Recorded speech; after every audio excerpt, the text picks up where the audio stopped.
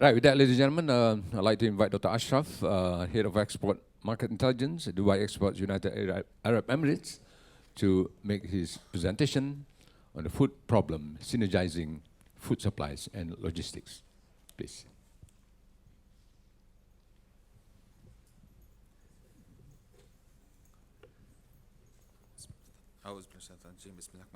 Good morning, ladies and gentlemen.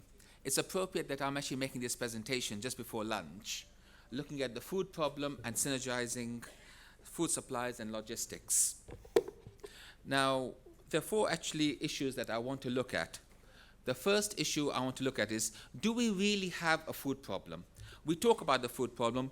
We are familiar with the arguments of the food security issue, but I actually want to look at the food issue itself.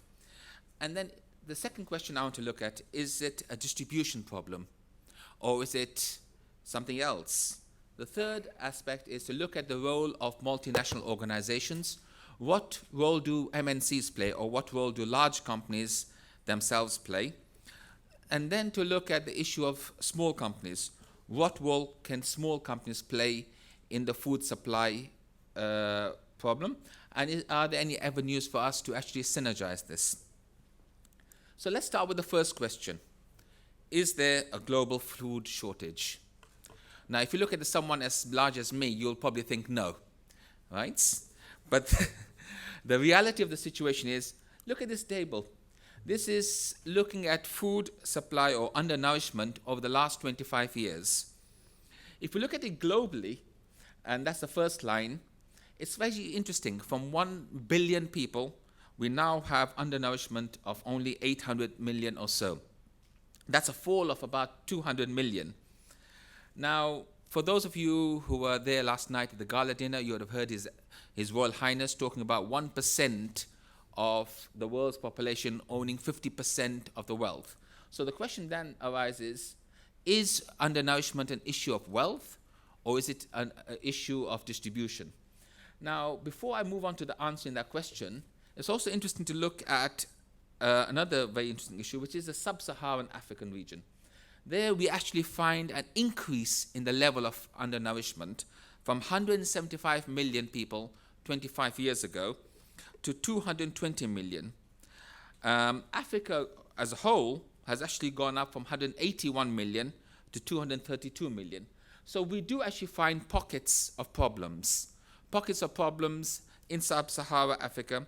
Asia, actually, in this diagram, or this particular table, shows a marked improvement of the last generation. But that actually hides a number of very important aspects. Asia in totality has, of course, improved, but when we look at Asia in terms of different regional groups, if we look at Asia in terms of South Asia, Southeast Asia, and Western Asia, the problem becomes very different. Here, when we look at the subcategories, 25 years ago, we had 3 blocks of problems. The 3 blocks of problems were, of course, Southern Asia, Sub-Saharan Africa, Southeast Asia, okay, and to a certain extent, Southeast Asia. But now the problem is very much Southern Asia, Sub-Saharan Asia, and Western Asia. What does this mean for us in the Islamic world? What this means for us in the Islamic world, in 1990, the number of undernourished people in the Organization of Islamic Countries, that's 57 countries, was 180 million. 25 years later, we have done a lot worse. The figure is now in the region of 250 million. In other words, we have increased the number of undernourished people in the Islamic world by 70 million. Instead of reducing it, we have now actually increased it. This is a huge problem for the Islamic world. 1 in 8 people globally are undernourished. In the Islamic world, it's almost 1 in 5 people are undernourished. The figures do not look very well, and nor do they look very promising in the Islamic world. And again, His Highness yesterday in the gala dinner mentioned that the vast majority of displaced people in the world are actually from the Islamic world. In fact, I think the figure he mentioned was 80% of displaced people globally are from the Islamic world. So what we actually find is that the level of undernourishment in the Islamic world is only going to increase and it's going to get worse. It's not going to get better, at least in the near term. Towards the end of the last millennium, we had wonderful aims and objectives. We wanted to halve global hunger, and we created something called the Millennium Development Goals. This year, 2015, is the year when we're supposed to give in our report card. This is the year when we're actually supposed to say how well we have done. And by and large, countries have done very well. If you look at, for example, Southeast Asia, from 30% undernourishment to 9.6. Look at Sub-Saharan Africa. It still hasn't achieved its Millennium Development Goal. Look at Southern Asia, hasn't achieved its Millennium Development Goal. Look at Western Asia, it hasn't achieved its Millennium Development Goal. Where are these countries based? These countries are all largely from the Islamic world. Is it a problem? Is undernourishment a problem? Yes, it is, because it leads to increased child mortality. It also leads to lower life expectancy. It leads to increased diseases and illnesses. In fact, if you look at the World Health Organization data, you'll see that tuberculosis is much higher in the Islamic world than compared to the rest of the world. Lower nourishment also leads to lower productivity. Lower productivity leads to increased poverty. We get a perpetual cycle. It's a cycle that's difficult to break. So what causes hunger? I start off by saying, well, it's not about it's not about distribution by itself, so it is largely about distribution, but it's to do with poverty. Poverty means that farmers do not have the ability to break away from the poverty trap. The whole perpetual cycle, the cycle where they don't have sufficient nourishment to be productive employees, they don't have the seeds to actually go and actually plant and increase the yields. Lack of investment. It's interesting when you know that 88% of farmers in sub-Saharan Africa have less than 2 hectares. Less than 2 hectares. When we look at North America and Europe, it's only 11% of farmers. With 2 hectares, all you become is a subsistence farmer, barely able to afford to feed your own family. With 2 hectares of land, you don't have sufficient economies of scale to increase your yields. You don't have sufficient capital resources to invest in capital, in fertilizer, in better productive techniques. The Food and Agriculture Organization of the UN predicts that if agricultural investment were to increase, it would yield to 5 times more agricultural output. So really, it's investment in agriculture is a problem. There isn't sufficient amount of it. We already know about the climate and weather. We have seen excessive droughts in Africa. We have seen excessive rainfall in certain parts of Asia. It's actually reducing yields. It's reducing the ability of farmers to produce. War and displacement. Sub-Saharan Africa. The number of wars and internal conflicts have, of course, fallen in terms of number from when I remember reading about them in the 70s to now. Nevertheless, there is still war and conflict. When we look at the Islamic world and the Levant, etc., when we look at North Africa, when we look at Western Asia, we see considerable war and displacement.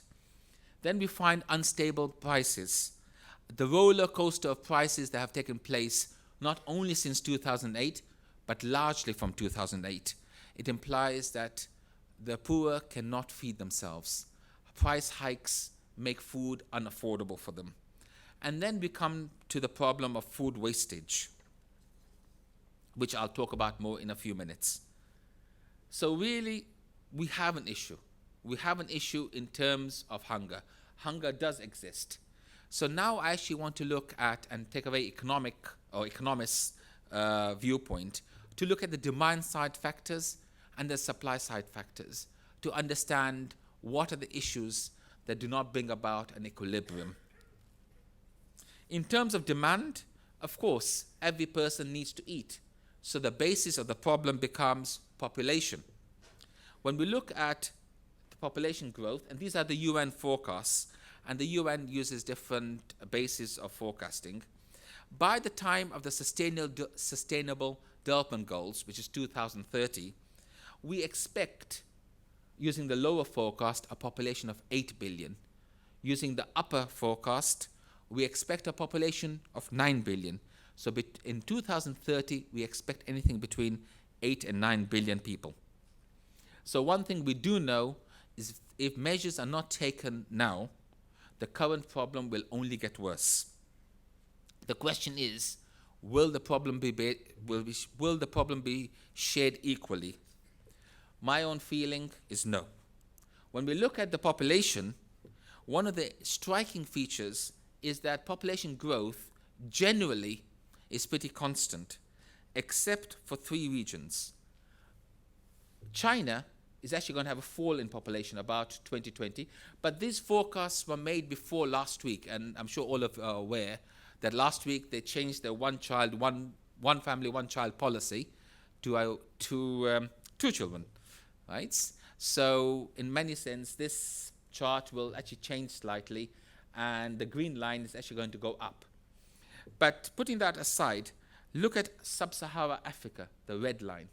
Look at the exponential growth. It's a huge problem waiting to happen. Look at Southeast Asia. Look at East Asia. And then look at MENA, the Middle East, North Africa.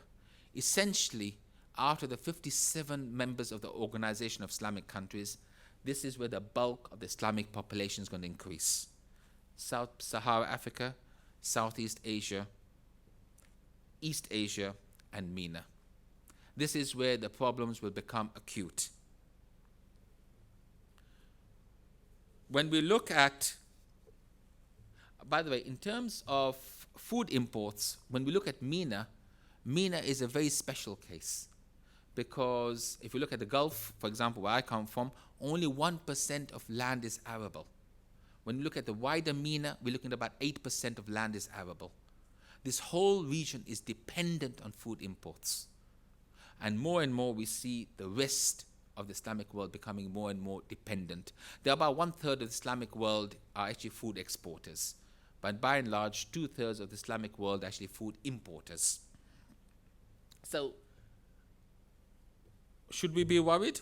Will our money get us out? Well, we expect per capita GDP to increase. In fact, we expect that throughout the world, we expect per capita to increase. But will it actually impact our demand? Will it mean that this will lead to greater demand for food? One of the interesting things is, yes, because when you become richer, your lifestyle changes, the kind of foods you consume and the quantities of food you consume changes. But again, estimates show that 2/3 of increased food demand will be based because of population changes. 1/3 of food demand will be based on income. So although we expect per capita GDP to increase, what we will find is that the impact of food demand will be based or largely dependent on population and less on income. Then the question arises, will our calorie intake change? Because again, one of the basic things in economics is as your income increases, your calorie intake should increase. And of course, by and large, we will find our calorie intake to increase. But look at it, the substantial difference arises again in sub-Saharan Africa, and then again South Asia and East Asia. Again, the impact of greater income has a negative long-term probability to affect the level of undernourishment in the Islamic world. Where are the issues? The main issues arise in terms of meat and dairy. Now, meat, again, has another complication as far as the Islamic world is concerned. Yes, you can have meat, but if it's not halal, how do you consume it as a Muslim, right? So in the Islamic world, it's not only about the availability of food, but it's the availability of halal food. which adds a huge complication. And again, this now means that the Islamic world can have access, but the access has an additional obstacle that he has to overcome. Dairy, again, one of the interesting things is our eating habits are changing and we're becoming more dependent on dairy. In fact, dairy is one of the issues where food consumption is increased because, again, our patterns of life, we don't have traditional breakfast, we tend to have cereals, we tend to eat a lot more processed food where dairy products are used a lot more.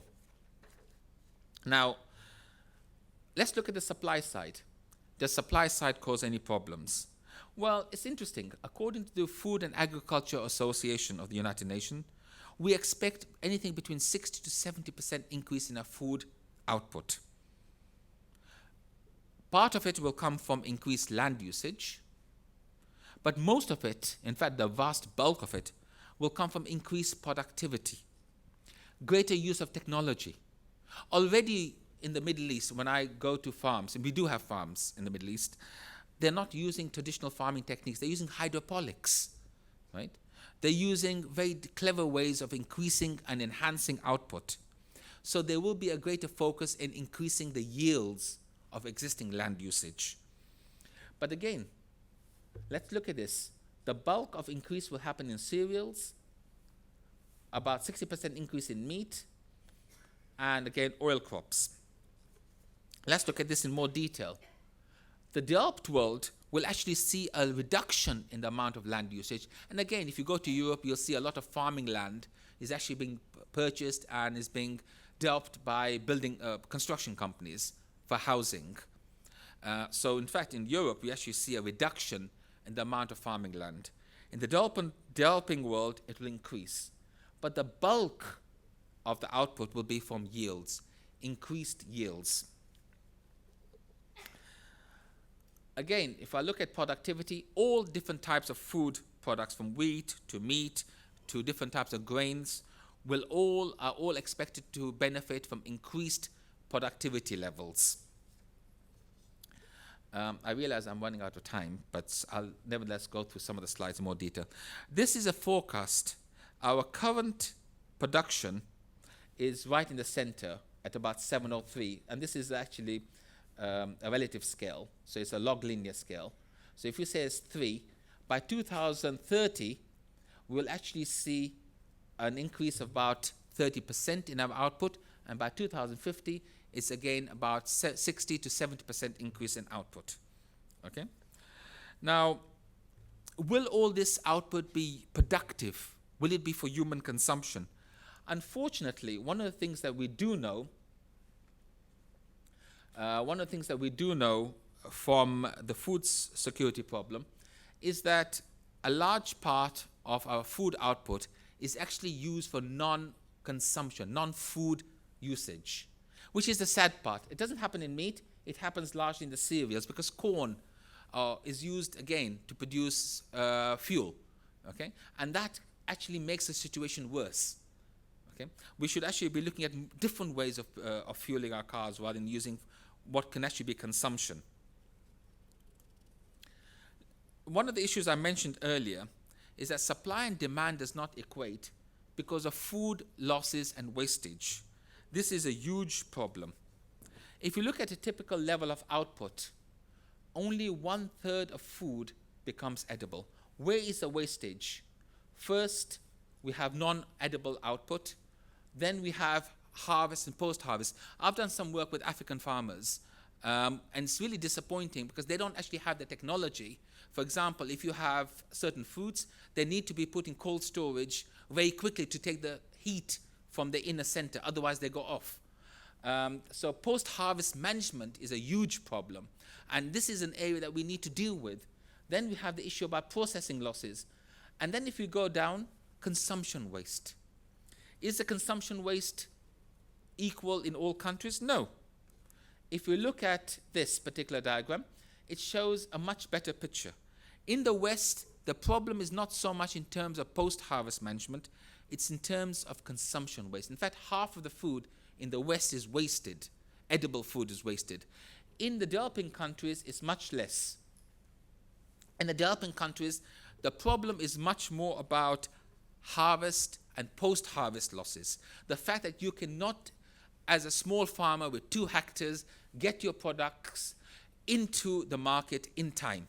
This is what's causing a problem. And in the West, it's more about consumption losses and food wastage. So in fact, the problem is very different. And this is some of the important things. In the developing countries, we also have an additional problem. The additional problem is pre-harvest. Here, it actually shows a very interesting diagram.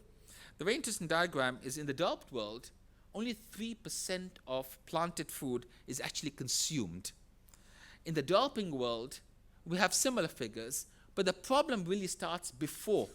A lot of pre-harvest wastage, again, because farmers don't know how to sow, they don't know how to keep the supplies. Again, the issues with logistics in the developing world. And these are the problems that we need to actually deal with. Now, will trade be the answer? Can trade be the answer? In one sense, yes, trade can be the answer, because if you look at the level of global trade in food, we find that, generally speaking, both developed and developing countries are both exporters. But this is a beautiful, rosy picture. It actually hides the truth. The truth is a few countries in the developing world or the emerging world are food exporters. Most of them are actually food importers. If I exclude Brazil, because Brazil is a huge food exporter. In fact, 25% of the global supply of chickens, comes from Brazil, right? 12% of the global supply of beef comes from Brazil, right? So this actually hides a wonderful picture. When we look at this, now this actually shows something wonderful. What it shows that up to about the 1980 period, 1981, developing countries were actually food exporters. A structural break took place in 1981. From there onwards, developing countries actually became net food importers. Okay? Now, again, there are many issues: conflict, lack of investment, smaller land holdings have caused problems.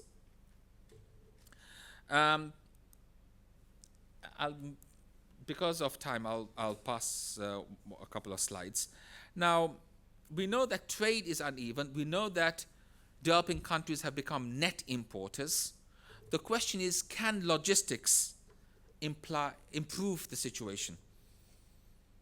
One of the interesting things is logistics can, but logistics itself has a huge burden.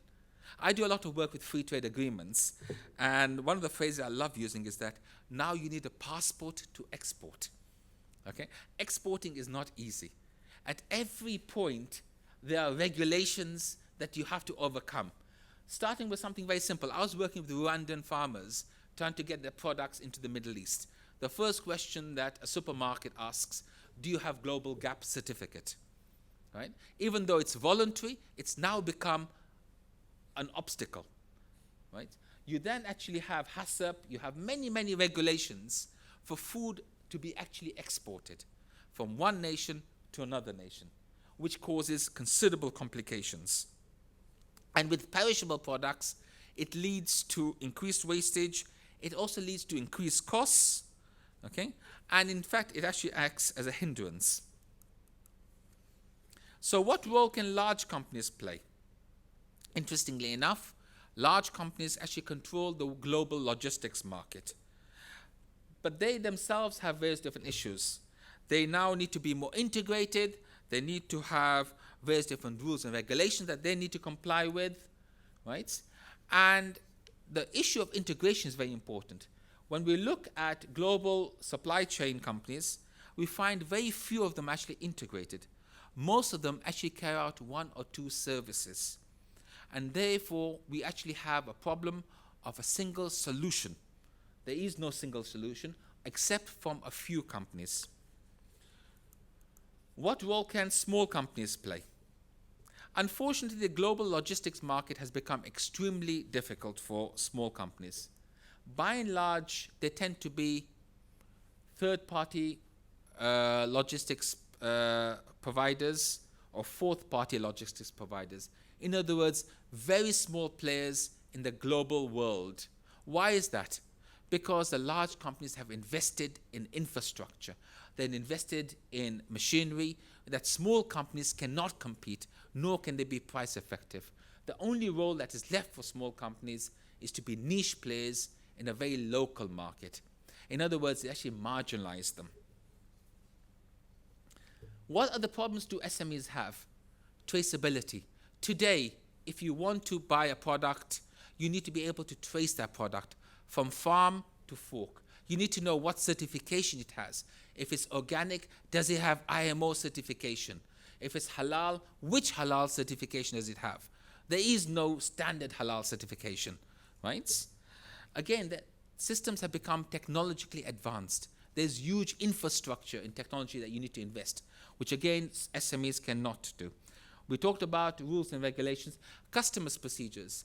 In the Bali ministerial meeting that took place in December 2013, all the countries beautifully agreed to the International Trade Facilitation Agreement. Yet, is it in force? No. It's supposed to make trade facilitation easier, but you just have to look at the World Economic Forum Competitiveness Index to see how many documents you need to export from one country to another, right? How many hurdle stops? Just to export from one West African country to another West African country, how many border posts you have, right? And how does this complicate the issues? Then there is this idea about certification. There is a halal certification or halal certifications, plural, sustainability certifications, organic certifications. Again, SMEs in their small, limited capacity will find this very, very difficult. I'd like to stop there. Thank you very much.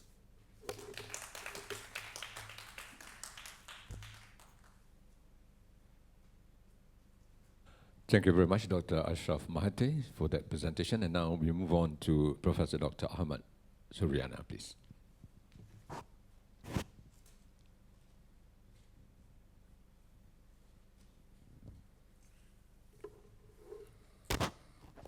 Bismillahirrahmanirrahim. Assalamualaikum warahmatullahi wabarakatuh.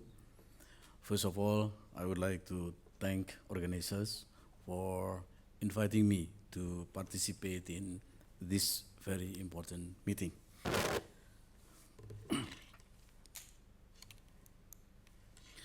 So I would like to talk, hopefully complementarity to Dr. Ashraf, the role of government and privates in ensuring food security, focus on synergizing food supply and logistics.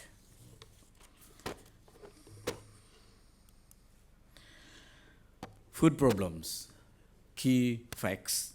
First one is food demand increases in terms of quantity because of the population growth, and also in terms of diversity, quality, nutrition, and also safety. On the other hand, food supply increases at slower rate than that of demand because of land conversion, also degradation of land and water, and also climate changes. Food total production or availability actually right now is higher than that of total food needs, which is I will explain next. So one problems of ensuring sustainable food security is distribution and logistics among and within regions, and also from producers to consumers, and vice versa.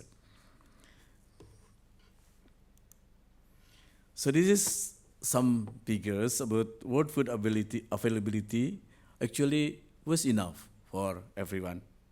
Here is a figure in terms of kilocalorie per capita per day. I go through to the last column, which is 2015, this prediction, of course. World is almost 3,000 kilocalorie per day. Industrialized country, of course, almost 3,500 kilocalorie. But see, developing countries also 2,080 kilocalorie per day. The needs for that one is on the average around 2,400 to 2,500 kilocalories per day. So it is much more than we are needed on the average though. But then we can see huge differences between food availability and actually consumed. I took Indonesian case. This is average for 2011 to 2013, which is food availability for energy, for example, almost 4,000 kilocalories per capita per day, and for protein, almost 100 gram per capita per day. But the level average consumption of Indonesians only less than 2,000 for energy and less than 60 grams for protein, while standard requirement for consumption for Indonesia is 2,150 and 557 grams per capita per day. Why is that happen? There is not only in Indonesia though, but this is in developing countries because poverty, number of poverty still exists and quite sizable. And then weak food distribution and logistic. Also, Dr. Ashraf discussed about high food losses and waste, and limited market access for smallholders or farmers going into the markets. Let's see, in brief, there's some figure to explain those four problems. The first one in the world, in the average 2012-2014, the poor is around 200 to 800 million, is 11-13%. In developing region, 14.5%. And the Southern Asia, almost 16%. And in Indonesia, this is figure of 2014, 11.3%, which is in term of amount is 28 million people undernourished in Indonesia right now. So weak distribution and logistics system because of imbalanced foods production and needs among regions. We understand that North America and Europe is plenty, but in Asia and Africa also deficit. In Java and Sumatra, in case of Indonesia, surplus region. In Eastern Indonesia is deficit region. Also high distribution or transportation cost. Food products are bulky and perishable. And in developing countries, logistics system has not been properly in place. Food losses and waste. This is, I took the number from a DG of IFRI. This in the world, 1/3 of global production being losses and waste. In industrial Asia, 236 kilogram per capita per year, or 33% of production. And in Southeast Asia, Malaysia, Indonesia, India also, there's around 126 kilogram per capita per year. So why is that? Dr. Ashraf mentioned earlier, poor post-harvest handling practices, insufficient infrastructure, storage, transportation, cold chains, infestation by insects and microorganisms. Also, food buying habits for Asia mainly, buying more than needed. Then the last one is food consumption habit, putting food in a plate more than ability to consume. I think that's two are related to our food habits, so it should be changed. The last, this is about limited market access for small farmers, which is on-farm condition. We know is small size, dispersed with variety of crop ground, low productivity, and limited technology application. Production characteristic, problem with consistency, seasonality, quality requirements and standards, which is it is difficult to enter export market as mentioned by Dr. Ashraf. Off-farm condition, buyer markets, and bad transportation, and no link with value chains. So as a result, commodity prices received by farmers were very low, and at some point even less than production costs. So why then farmers still poor? I move on to transformations of Asia's agri-food system. First, related to labor force, still high urbanization rates in Asia, and also increased women participation in labor force. Increase, of course, rural role of urban area in food economy, also increased food consumption outside home, and increased demand for prepared food. The second one is diet change, increased household income and knowledge in food and nutrition, and demand for staple cereal will decrease, and demand for animal products, fish products, and horticultural products are increasing. And also it's this demand for quality food, safety, healthy, and of course halal, which we are talking about for 3 days. The third one is agriculture and rural economy, increase non-farm activity in rural area. It is good, but then land price or land rent increase. Labor wage in agriculture increase, which is food production costs also will be increased.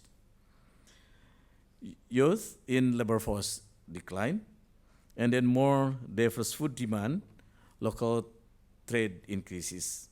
And the fourth one is food market modernization.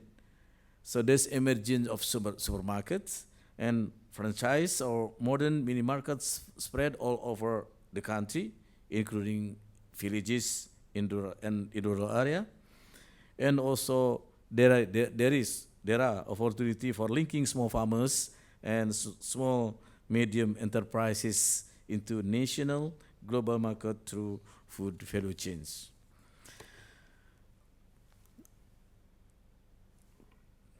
Okay, ensuring sustainable food security. So what is role of the government? I take again Indonesian case. So we have a program, distribution subsidized rice program. So the government of Indonesia actually obliged to provide enough food for the poor. This is based on constitution and also based on food law. So since this program is done since 1998, has implement, we call it raskin, distribution beras untuk orang miskin, distribution of subsidized rice for the poor. For example, in 2015, the raskin program target beneficiaries 15.5 million poor households. Each household get 15 kgs per month. Sometimes we have for 14 months per year, 13 months per year, but for sure, every month they get 15 kilograms. 82,000 villages all over Indonesia, and rice distributed is around 3 million tons per day, or to be exact is 2,008,000 tons subsidized rice to be distributed. The household only pay 20% of the market price. Implementing agency is Bulog. Bulog is Indonesian Logistic Agency, a state-owned enterprise. Bulog has many storages, almost 500 storages with the capacity of 4 million tons of rice, and then 26 regional division and 100 sub-regional division. And implementation and responsibility. The first one is coordinating Ministry for People Welfare, determines target beneficiaries of this program every year, of course. And then Bulog is tasked as implementing agencies for this program with responsibility to distribute rice up to distribution points. Local government has responsibility to distribute up to from distribution point to handover point, and then village officer take the subsidized price at handover point, and poor household pay rice at subsidized rice. Okay, and then this one, this is how a bullock work. From procurement, should be from domestic production. Import is just a last resort, and then storage, and then stock handling, and then monitoring, balancing stock periodically, and then distribute to the poor for emergency, and also for the market. This is what I was talking about. Just talk about from order from allocated subsidy from the local government, and then to bullock due to distribution point, and then local government to up to handover points, and then goes to the household. The second one is for ensuring sustainable food security, public-private partnerships. So we do have, the fact is 65% people, around 18 million, live in rural area, mostly farmers. 90% of farmers were smallholders, with average size less than 1 hectare. Smallholder farmers have limited access to market. So what I'm talking about is, so product from market, from farmers to market also is quite difficult to enter because a lot of problems. So problem, price received by farmers again low. Can agriculture and food products from rural area link to regional, national, or export market through public-private partnership on food value chains with mutually beneficial principle? So I have two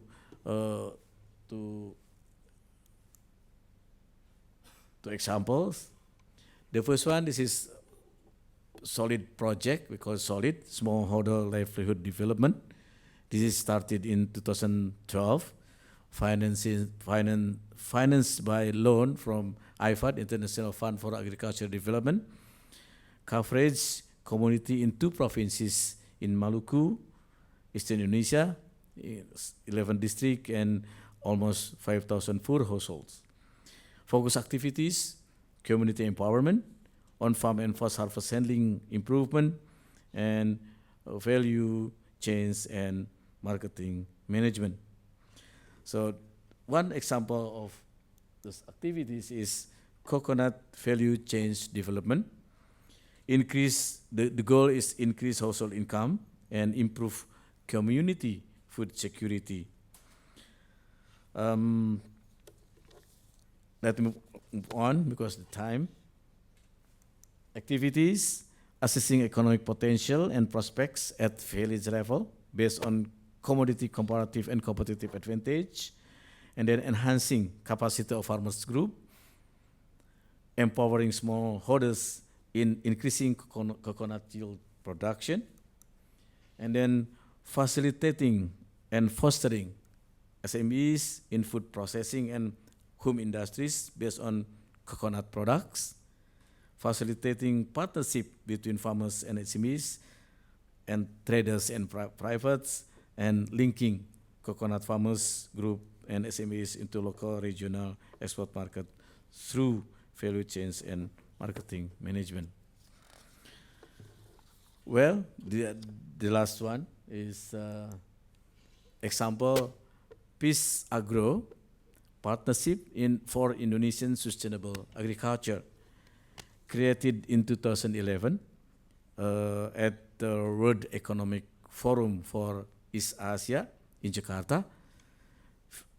Peace Agro has Vision 2020, which is aimed to increase farm yield by 20%, reduce poverty by 20%, and reduce greenhouse gases emission by 20%, working with smallholder farmers to achieve sustainable food security. What has been done by PIS Agro has reached 300,000 smallholders, covering 220,000 hectares, with investment more than $6 million from the private as well as from public sectors. Has developed 10 agriculture value chains: cocoa, coffee, palm oil, rice, corn, soybean, potatoes, horticulture, dairy, and rubber. Who is the players of PIS Agro? From the government of Indonesia, Ministry of Agriculture, of Trade, Industry and Finance, and also local governments. From company, there's Bank Mandiri, Bank, BASF Indonesia, Bayer Indonesia, so 18 companies actually, BT Coco, Cargill Indonesia, DuPont, Gunung Sewu Group, Indofood, Kirana Mergantara, and then also Louis Dreyfus Commodities Indonesia, McKinsey and Company, Monsanto, Nestle, Rabobank, Sinarmas, Syngenta, Tiga Pilar Sejahtera, and Unilever Indonesia. Donor international, we have Australian DFAT, Department of Foreign Affairs and Trade, International Finance Corporation, Mercy Corp, Sustainable Trade Initiative, and Swiss Contact. Example, what PIS Agro is doing or has done, a partnership in coffee, target by 2020 to distribute 2.8 million better coffee clones, work together with 30,000 farmers to increase productivity by 62% and income by 48%. Activities has been done up to now is raising farmers' awareness of the need for systematic replanting of coffee trees, launching a program to upgrade farmer practices to comply with international coffee standards or 4C, Common Code for Coffee Community through Feed School. Sorry, this one. Okay, and then again, this is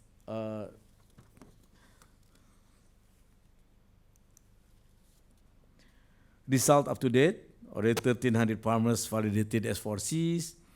1.10 million elite clones has been distributed. 30,000 farmers trained on seedling. One experimental and demonstration of farm to show case of good agricultural practices has been there. So this is the nurseries also being built for Nestle plants replanting program. And then the last slide is example area of work is Lampung province, is south of Sumatra.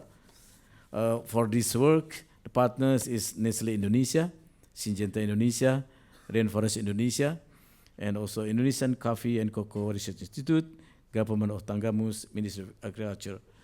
So what my presentation is, just would like to show if the government and the privates work together, hand in hands, to increase farmers' income and to reduce poverty, it can be done. It is examples here, at least for Indonesia case. Thank you very much. Terima kasih. Thank you, Professor Dr. Ahmad Suryana, for sharing us the Indonesian experience. Right, you're going to take some questions very quickly from the floor, probably one each at least.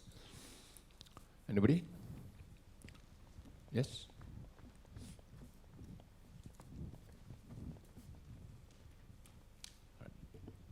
Assalamualaikum. My name is Maizura from Intasif. Question on food prices. The last time there was the crisis, it was one of the causes was the speculation of food commodity. What have been the changes in terms of to ensure that that will not happen again?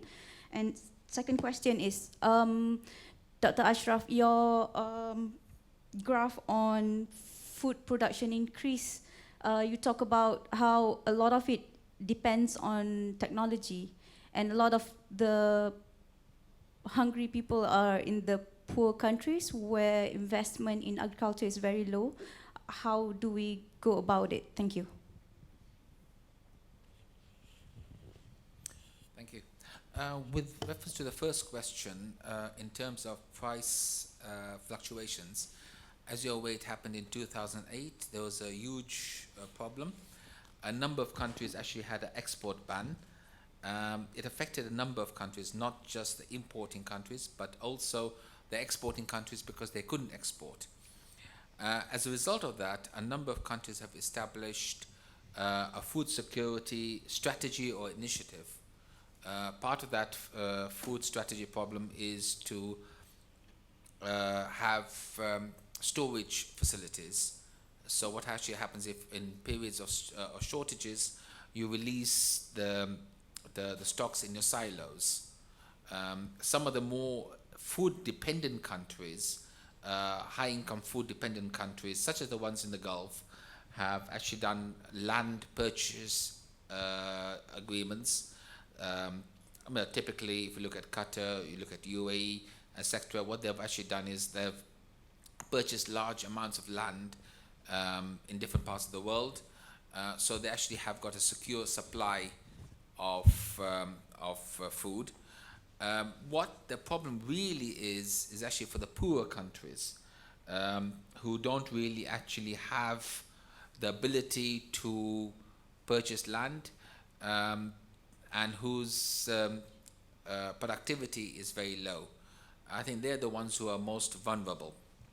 Now, to answer your second question, in terms of food productivity, one of the interesting things that we already see is that simple techniques are enhancing productivity. For example, the choice of which particular varieties of fruit or grain to actually sow makes a huge difference. Again, I was recently in Africa and looking at farmers. One of the interesting things you find is that when you look at something as simple as pineapples, which are a major income generator for a number of sub-Saharan African countries, we find a whole variety of different varieties of pineapples.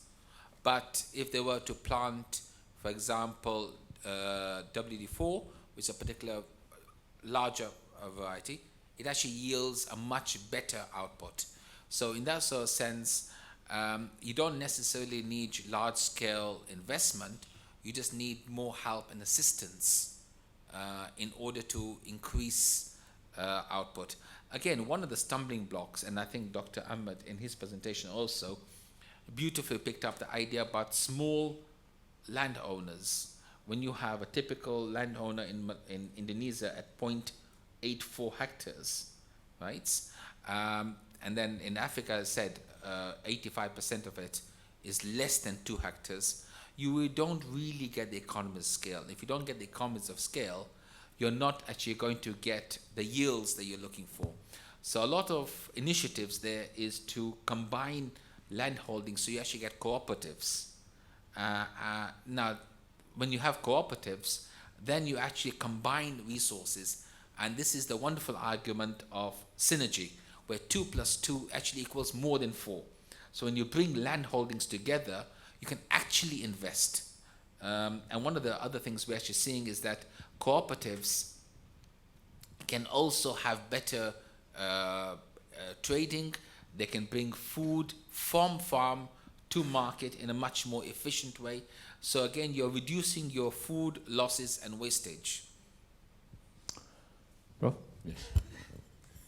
I believe that food price fluctuation will be happening again in the future. And also I believe that food price hike will happen if, for example, there is shock in climate change or other economic factors. So each country has to prepare for that one. At least we have to increase production, mainly in, say, staple production. Indonesia is doing that one. Also the Philippines is doing that one right now. And also to increase food reserve, to develop food reserve. Indonesia is trying very hard now to increase food reserve. I believe also the Philippines has the same program, but also Malaysia also has one, and Singapore also has one, which is important countries. In ASEAN, for example, we know that after ASEAN plus 3, China, South Korea, and also Japan form an organization. So for rice reserve, mainly if it is disasters happen, and also for because of the price fluctuation. I think well, we cannot avoid that one, so we have to prepare for that one. Thank you. Thank you very much. I'm afraid I have to end the session here. Thank you very much, ladies and gentlemen. Big hand to our speakers, Dr. Ashraf, as well as Professor Dr. Hamid Suryana. Thank you very much.